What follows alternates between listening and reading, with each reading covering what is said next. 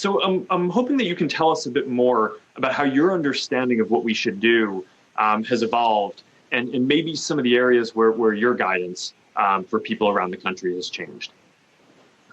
Yeah, I mean, obviously, when you're dealing with something that's changing in real time, Mark, that's really the nature of science. You look at the data and the information you have at any given time, and you make a decision with regard to policy based on that information.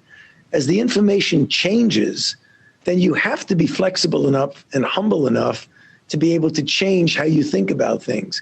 And I think, one of the important things that we're emphasizing right now that really evolved from a situation that did change is our insistence now on wearing masks. I mean, masks are very important.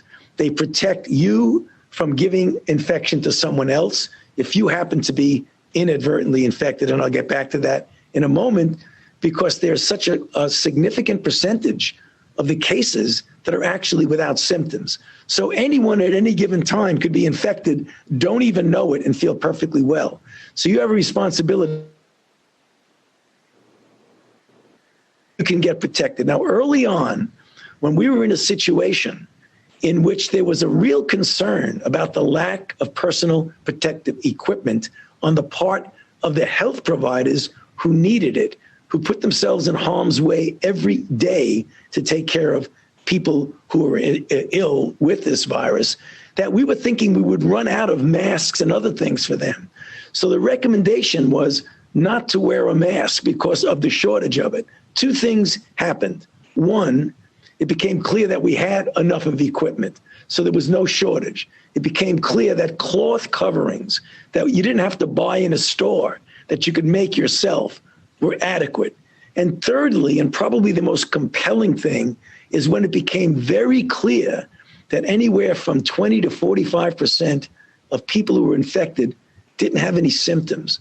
So the risk of your being in contact with someone who said, well, you look good, I look good, we're not infected, was not the case, that you could be spreading it asymptomatically. You put all of those things together, which had us evolve from saying maybe we should hold off on masks because we needed them for the healthcare workers, to saying now everybody should be wearing a mask when they're outside and should be trying to distance. That's one example of evolving as you get more data and you get more information.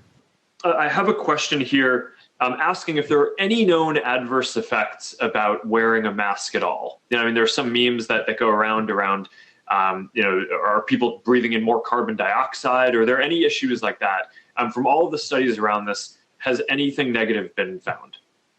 No, not at all, Mark. There has not been any indication that putting a mask on and wearing a mask for a considerable period of time has any deleterious effects on oxygen exchange or anything like that.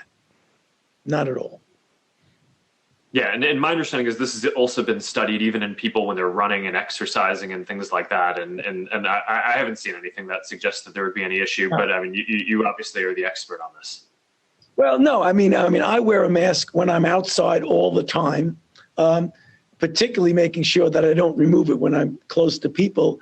And it doesn't bother me. I even run with a mask on. Sometimes it gets a little moist there, depending on the cloth that you're wearing. But there's nothing to indicate that wearing a mask has deleterious effects. Hey, NBC News viewers, thanks for checking out our YouTube channel. Subscribe by clicking on that button down here, and click on any of the videos over here to watch the latest interviews, show highlights, and digital exclusives. Thanks for watching.